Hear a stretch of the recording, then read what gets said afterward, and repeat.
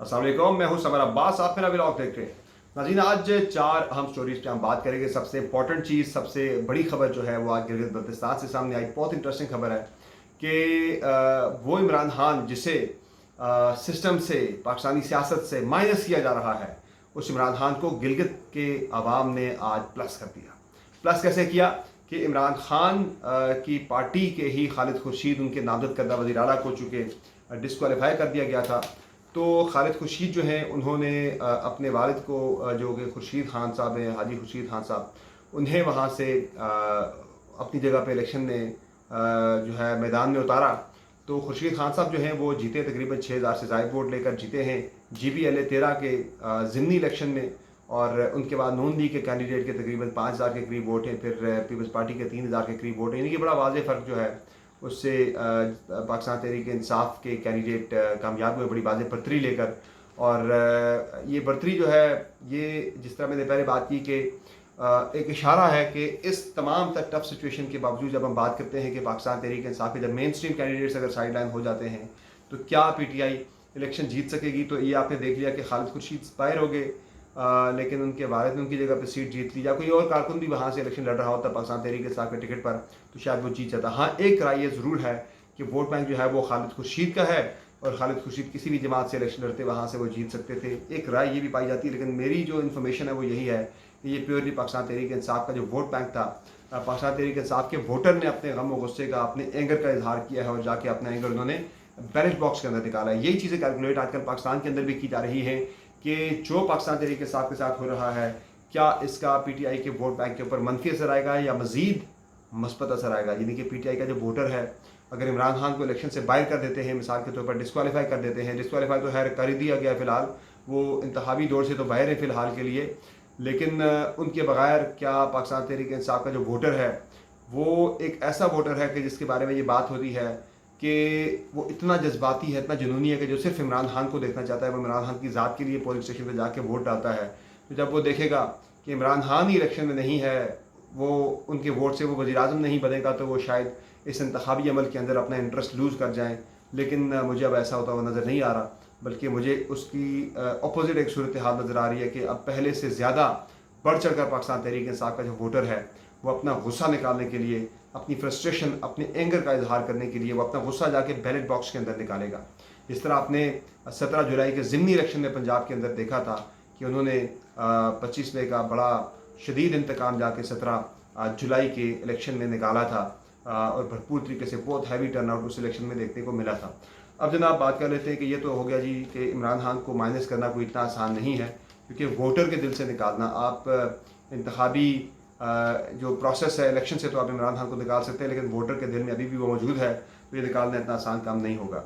बाकी impressive vote थे PMLN के भी, चूँकि छोड़ी हुई सीट थी पाकिस्तान तहरीक इंसाफ की, और पीपल्स पार्टी भी तकरीबन 3500 तक गई है वहाँ पे, इतने बुरे वोट नहीं लिए। हाँ, अगर ये दोनों पार्टियाँ अगर इत्तेहाद में जाती हैं तो फिर पाकिस्तान तहरीक इंसाफ को बीट करना शायद इनके लिए आसान तो फिर भी नहीं है, लेकिन उसके करीब करीब एक मुकाबला, एक कंपटीशन की फ़िज़ा बन सकती है। तो ये भी एक टेक अवे थी आज के सिलेक्शन के हवाले से। हालांकि ये सिर्फ एक हल्के का ज़िमनी इलेक्शन था, वो भी गिलगित बल्तिस्तान का। पंजाब के सियासत के डायनामिक्स टोटली डिफरेंट है, लेकिन उससे एक कैलकुलेशन, अगर एक रफ कैलकुलेशन हम ड्रा करें तो PMLN और पीपल्स पार्टी के मिला के वोट जो हैं वो तहरीक इंसाफ से ज़्यादा जा रहे हैं। तो अगर ये सेंटर के अंदर भी ऐसा करते हैं, पंजाब के अंदर या बाकी जगहों पर, तो उसमें शायद इन्हें हाथ खा नताइज मिल सकते हैं। लेकिन पीपल्स पार्टी के अपने अंदर ही हमें चीज़ें इतनी बेहतर नज़र नहीं आ रही कि वो नून लीग के साथ क्या इत्तेहाद करेगी। कि बिलावल भुट्टो ज़रदारी और आसिफ अली ज़रदारी के दरमियान खुल के कुछ चीज़ें आज हमने देखी है कि एक दूसरे के ख़िलाफ़ उन्होंने जो है यू टर्न लिया, या एक दूसरे के ख़िलाफ़ उन्होंने आज बड़ी सख्त बातें हुई। एक तरफ तो कल बिलावल भुट्टो ज़रदारी ने बड़ा खुल के कहा था कि 90 रोज़ में इंतखाबात होने चाहिए, बड़ा खुल के उन्होंने बड़ा कैटेगोरिकल वर्ड्स में मुतालबा किया था।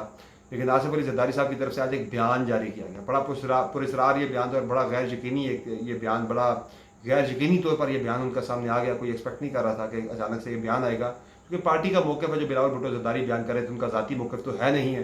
तो ज़रदारी साहब का बयान बिलावल भुट्टो ज़रदारी के कल के बयान से बिल्कुल यकसर मुख्तलिफ था।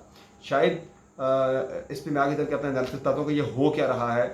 हुआ जनाब ये कि ज़रदारी साहब ने बयान जारी कर दिया कि जी हल्का बंदियों के बाद ही इंतखाबात होने चाहिए, भले में ताख़ीर हो जाए। दूसरा उन्होंने ये भी कहा कि उन्होंने ताख़ीर को सपोर्ट कर दिया ज़रदारी साहब ने इंतखाबात में, 90 रोज़ से तो वो आगे चले गए। दूसरा जरदारी साहब ने ये भी कहा कि इस वक्त मुल्क के अंदर मीशत का मसला है और जो केयर टेकर सेटअप है उसे चाहिए कि वो SIFC special investment facilitation council के तहत जो मनसूबे होने जल्द मुकम्मल करे। और तीसरा उन्होंने कहा कि मीशत पाकिस्तान की ठीक जो की जा रही है, पहले मीशत ठीक करनी चाहिए, ज़ाहिर कौन ठीक करेगा, केयर टेकर सेटअप ठीक करेगा, उसके बाद हम सियासत भी कर लेंगे, इलेक्शन भी हो जाएगी, सारा कुछ हो जाएगा। यानी कि उन्होंने बिल्कुल यकसर एक बिलावल भुट्टो जरदारी के मौक़िफ़ से बिल्कुल एक यकसर मुख्तलिफ मौक़िफ़ उन्होंने अडॉप्ट किया। अब जनाब हुआ ये कि इसका एक पस मंज़र है। पस मंज़र ये है कि पिछले कुछ दिनों से हर तरफ ये ख़बरें ज़ेर गर्दिश हैं कि पाकिस्तान पीपल्स पार्टी से जुड़े मुतअद्दिद लोगों के नाम जो हैं वो स्टॉप लिस्ट पर डाल दिए गए हैं और उनके नाम आने वाले दिनों में डाल दिए जाएंगे एग्ज़िट कंट्रोल लिस्ट के ऊपर। तकरीबन 1000 अफराद के नाम डाले गए हैं स्टॉप लिस्ट के ऊपर। तमाम एयरपोर्ट्स के ऊपर इमिग्रेशन हुकाम को ये लिस्ट भिजवा दी गई है और इनमें कई लोग ऐसे हैं जो कि पाकिस्तान पीपल्स पार्टी की मरकज़ी क़यादत के बहुत करीब समझे जाते हैं। तो इनमें मुराद अली शाह साहब के भी कुछ लोग करीब उनके स्टाफ के कुछ लोगों के नाम डाले गए हैं। मुकेश चावला का नाम डाला गया है जो कि सिंध के वज़ीर रेवेन्यू थे, और बाकी कई लोगों के नाम जो हैं वो स्टॉप लिस्ट पर डाले गए हैं और ओमनी ग्रुप के लोग हैं उनके नाम आ गए हैं स्टॉप लिस्ट के ऊपर। तो इन नामों के आने के बाद फिर पीपल्स पार्टी को थोड़ा सा खटका लगा हुआ है कि शायद हमारे खिलाफ एक जो बहुत ज़्यादा जिसका जिक्र हो रहा है कि पीपल्स पार्टी के खिलाफ शायद कोई एक डंडा चलने वाला है, कोई क्रैकडाउन होने वाला है पूरे मुल्क के अंदर, बड़ा शदीद किस्म का करप्शन को लेकर, बाकी चीज़ों को लेकर। तो उस पर पहले बिलावल भुट्टो जरदारी ने ज़रा पैर मारने की कोशिश की कि हम पैर मारेंगे शायद, क्योंकि ऑलरेडी इस्टेब्लिशमेंट जो है वो इंगेज है इमरान खान के साथ। तो हम जब एक दूसरी पोलिटिकल पार्टी भी जब आ जाएगी इस लाइन के अंदर, जब वो पाँव मारेगी तो शायद थोड़ा इस्टेब्लिशमेंट दब जाएगी।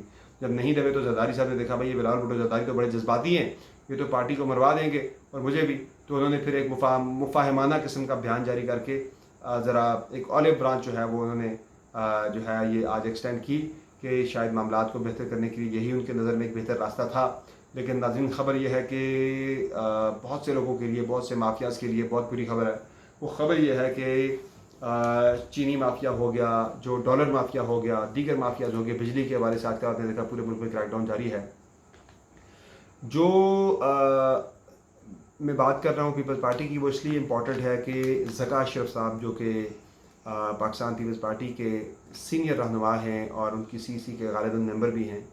अब हुआ ये जनाब कि जो मीटिंग हुई लाहौर में ताजरों के साथ army chief general Asim Munir की, वहाँ उन्होंने ज़का अशरफ साहब को नाम लेकर सिंगल आउट करके ये कहा कि ज़का साहब ये आप लोगों ने चीनी एक्सपोर्ट भी कर दी और उसके बाद फिर आप लोगों ने यहाँ पर भी ज़्यादा मुनाफा कमा के आपने चीनी की कीमतें बढ़ा दी, तो ये आप लोगों ने अच्छा नहीं किया।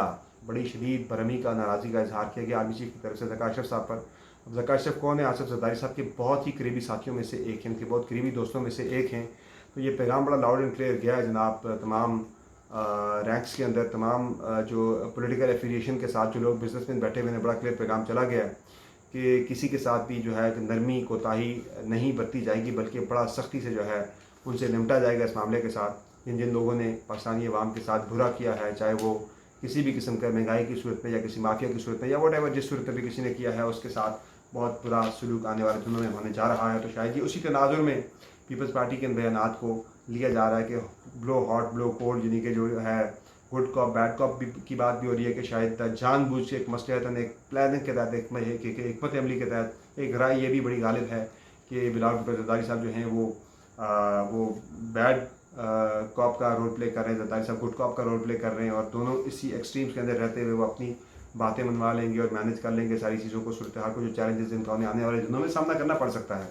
फाइनली जनाब बात करते हैं अरशद शरीफ, जो कि हमारे भाई थे, हमारे अजीम एक जर्नलिस्ट थे, मेरे उस्ताद भी थे।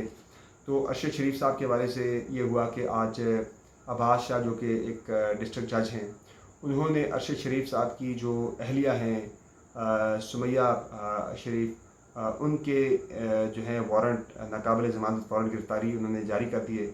अब जो सुमैया अरशद हैं और जो अरशद शरीफ साहब के प्रोड्यूसर थे अली उस्मान, उनके भी नाकाबिल ज़मानत वारंट गिरफ़्तारी में। तो ये कैसा कानून है, ये कैसा निज़ाम है कि एक शहीद की बेवा को बजाय इंसाफ दिलाने के बजाय इसके कि उसकी FIR का इंदराज हो, उसकी FIR तो दर्ज नहीं होती बल्कि उल्टा उसी को कटहरे में बुला लिया जाता है।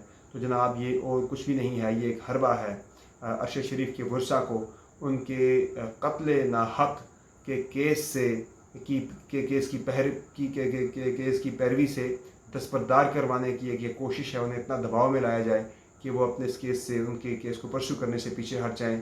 लेकिन अरशद शरीफ साहब जो हैं उनकी वो ख़ुद जितने दिलेर थे उनकी फ़ैमिली भी उतनी दिलेर है। और इंशाअल्लाह कोई अगर किसी गलतफ़हमी का शिकार है, किसी गलतफ़हमी में मुब्तला है कि वो अरशद शरीफ के केस को दबाव डाल के जो है वो उन्हें दस्तबरदार करवा लेगा, तो पहले उनकी फ़ैमिली ही दस्तबरदार नहीं होगी। और दूसरा, इंशाअल्लाह हम मौजूद हैं, उनके भाई मौजूद हैं, हम हर फोरम पे, हर जगह पे उनका ये मुकदमा लड़ेंगे और इंशाअल्लाह पूरी कोशिश करेंगे कि शहीद अरशद शरीफ के अहले खाना को इंसाफ हर सूरत में मिले। तो इन्हीं सारी डेवलपमेंट्स के साथ में आज की इस वीडियो में आपसे इजाज़त चाहूँगा। SAFC के अंदर बहुत सारी चीज़ें चल रही हैं, लेकिन अगली किसी वीडियो में उस पर मुफस्सल आपके साथ बात करेंगे। फ़िलहाल मुझे दीजिए इजाज़त। खुदा हाफ़िज़।